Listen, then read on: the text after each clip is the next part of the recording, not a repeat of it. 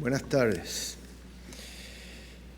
Como creo que no me equivoco si afirmo que entre los presentes en este auditorio no hay una sola persona, ni siquiera mi esposa Silvia, cuya asistencia al evento de esta tarde en FIU se deba al deseo de escucharme a mí.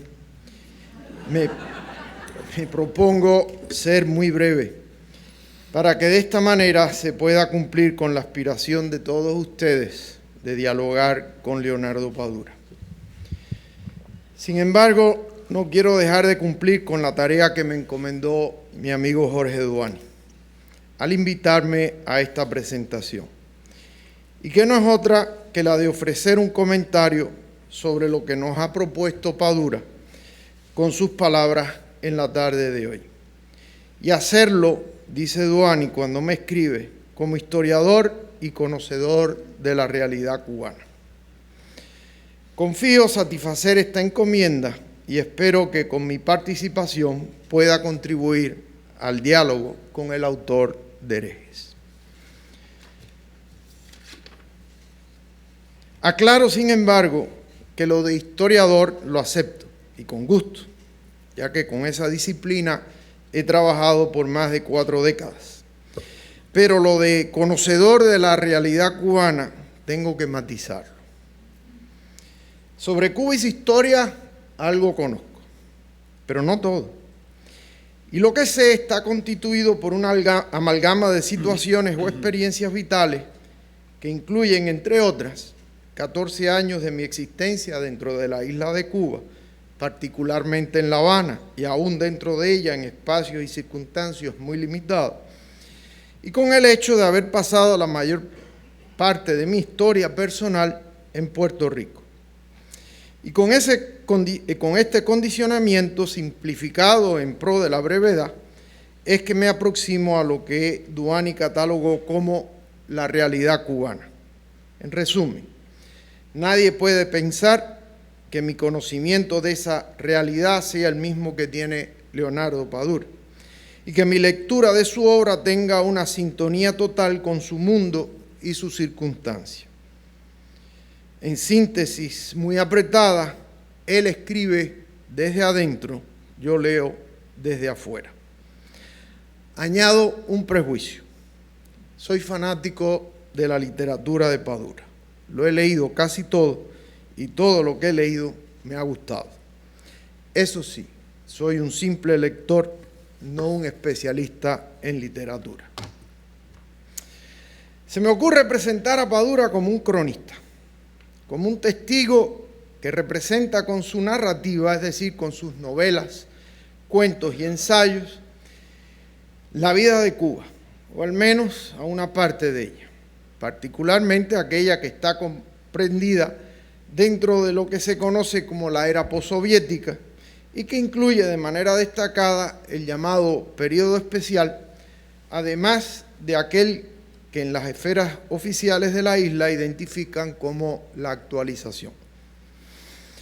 En ese sentido, coincido plenamente con la apreciación que sobre Padura hiciera recientemente el periodista norteamericano John Lee Anderson, cuando en un artículo aparecido en The New Yorker advirtió que, y cito, para las clases intelectuales y profesionales de Cuba, un libro nuevo de Padura es tanto un documento como una novela. Es, dice Anderson, una manera de entender la realidad cubana. Cierra la cita. Preciso que para la Real Academia de la Lengua, documento es diploma, carta, relación u otro escrito que ilustra acerca de algún hecho, principalmente de los históricos.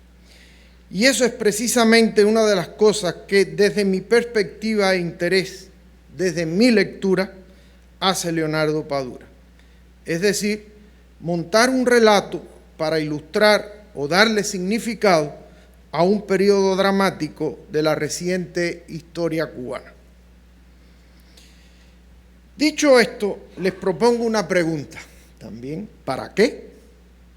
Es decir, ¿Qué hay detrás de ese posible interés de Padura por ilustrar a sus lectores sobre su tiempo, su mundo, su entorno?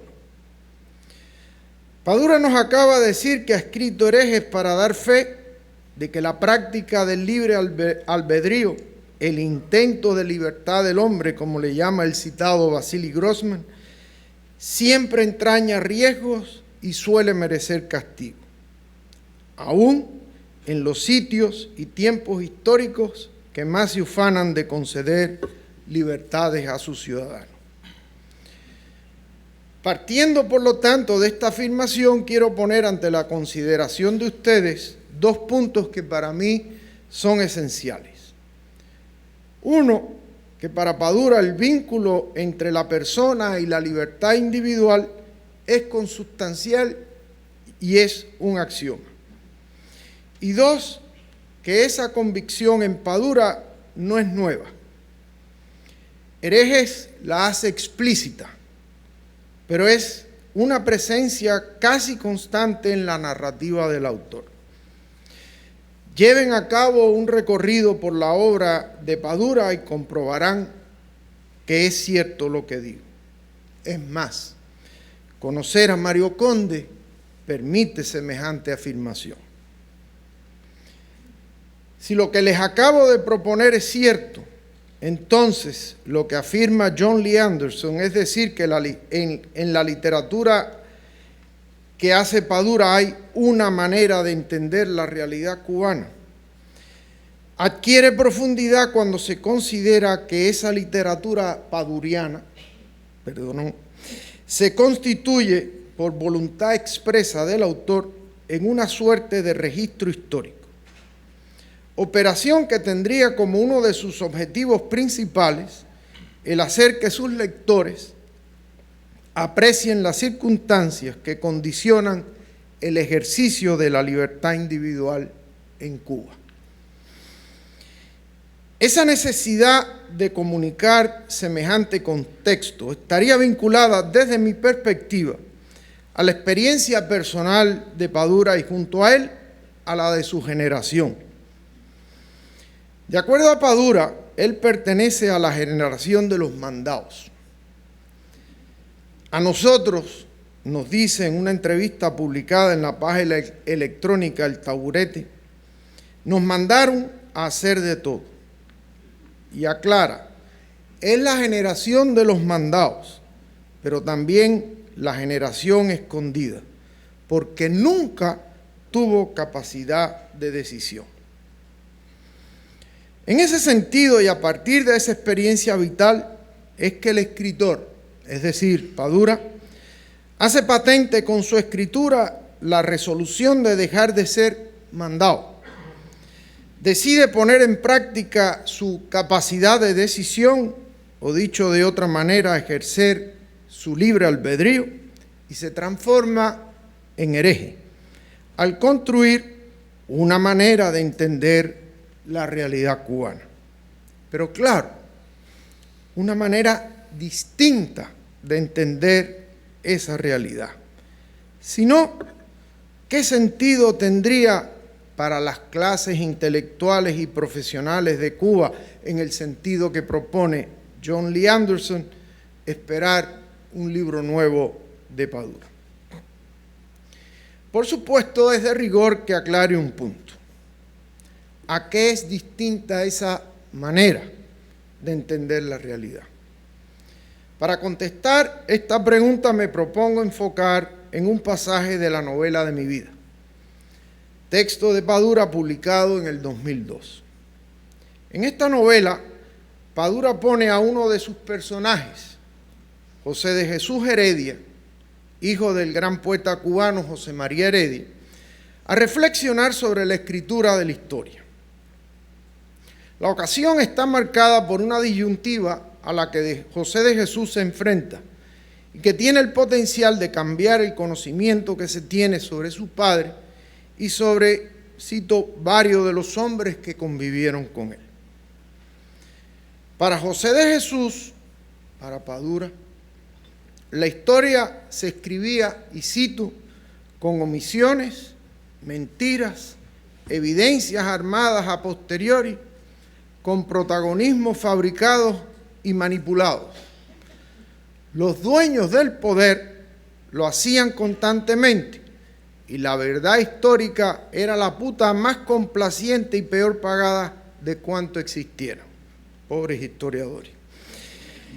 Esa manera paduriana de entender la realidad sería, por lo tanto, distinta a la que se ha ido construyendo, difundiendo e imponiendo a través de los años por quienes constituyen esa categoría que José de Jesús Heredia Padura ha caracterizado como los dueños del poder.